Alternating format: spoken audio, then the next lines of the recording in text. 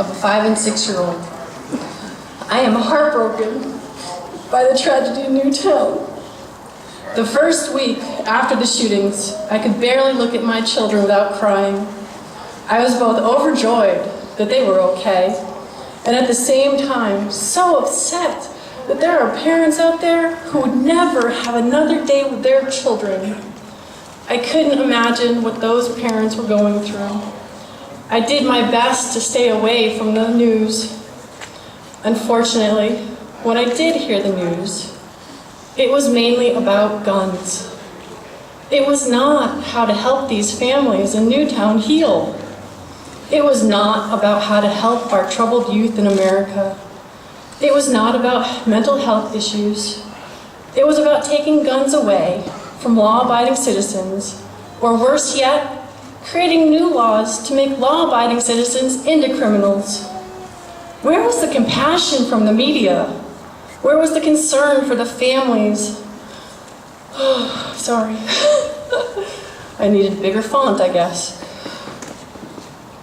Where were the helping hands? Where was the focus on rebuilding the community that had just been rocked to the core? Where was the respect for the families in mourning? The media and political groups were using this horrific tragedy to grab guns, and not from criminals. On the death of small, innocent children, folks want to make rash, emotional decisions regarding my liberty, while the families of Newtown were having to do the horrific task of planning funerals for their children. The anti-gun folks screamed at the top of their lungs, "No more guns," never taking into account that perhaps the only thing the parents in Newtown wanted to hear was, "There was a mistake. Your child didn't die in the attack." I know that is what I wanted to hear when I lost my baby sister to a car accident. I didn't say take all the 18-wheelers off the roads because she lost. I wanted to hear it was a mistake. I wanted to know I still had a baby sister. 4 years ago, I would have been a Joe Q public. I wouldn't see the big deal in limiting the amount of bullets that can be in a gun or taking away rifles. What's the big deal would have been my response. Now, I know from doing research on the subject that the big deal is it's a waste of the taxpayers' money because it has no effect on the lethality of a firearm, nor do laws keep rifles or any other firearm out of the hands of criminals. Actually looking into what prevents crime is something the anti-gun folks don't want to do.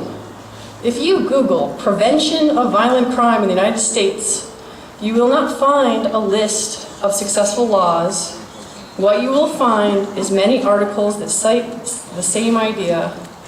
Violent crime reduction requires an integrated, long-term approach that addresses the root cause and drivers in addition to traditional law enforcement and criminal justice. I would like us as a nation to come together and look at what really changes the rate of violent crime in our country. It bothers me that our politicians and media aren't looking into the studies. We've already spent millions of dollars on finding what prevents violent crime. All the data is there. Look to the FBI, look to the Department of Justice. The statistics show what prevents crime. In 2006, the Department of Justice filed a report and made changes across the nation. 2007 through 2010, we saw an actual reduction